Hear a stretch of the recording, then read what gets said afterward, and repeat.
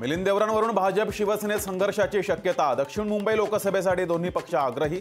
देवरा लवकरच शिवसेनेत प्रवेश करण्याची शक्यता। मिलिंद देवरा शिवसेनेत जाणार या सगळ्या अफवा। विरोधी पक्षनेते विजय वडेट्टीवारांचा देवरा यांच्या पक्षप्रवेशावर प्रतिक्रिया। राम मंदिर सोहळ्याचं राष्ट्रपती द्रौपदी मुर्मूंना निमंत्रण दिलं जावं। त्यांच्या हस्ते राम मंदिरात प्राणप्रतिष्ठा व्हावी, उद्धव ठाकरेंची मागणी। कारसेवकांमुळे अयोध्येत राम मंदिर उभं राहिलं। झेंडे लावायला अनेक जण येतात, लढायला मात्र नाही, उद्धव ठाकरेंचा टोला। अटल सेतूमध्ये अटलजींचा फोटोच नव्हता। राम मंदिरात तरी रामाची मूर्ती असेल ना। पंतप्रधान मोदींना उद्धव ठाकरेंचा खोचक टोला।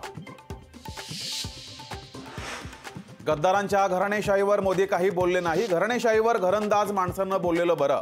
पंतप्रधान नरेंद्र मोदींना उद्धव ठाकरेंचं प्रत्युत्तर। ठाकरे गटाचे आमदार शिवसेनेत येणार। मंत्री उदय सामंत यांचा मोठा दावा। पुणे लोकसभेसाठी आमदार रवींद्र धंगेकरही इच्छुक। पक्षानं संधी दिल्यास नक्की लोकसभा लढणार, धंगेकरांनी व्यक्त केली इच्छा।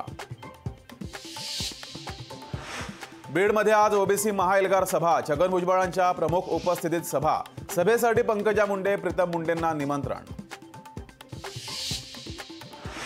दिल्लीत इंडिया आघाडीची आज महत्त्वाची बैठक। बैठकीत जागा वाटपावर निर्णय होण्याची शक्यता।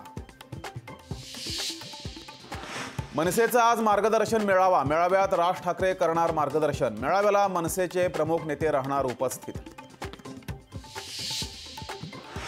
दिल्लीचे मुख्यमंत्री अरविंद केजरीवाल यांना पुन्हा ईडीचं समन्स। 18 जानेवारीला चौकशीसाठी हजर राहण्याचे आदेश।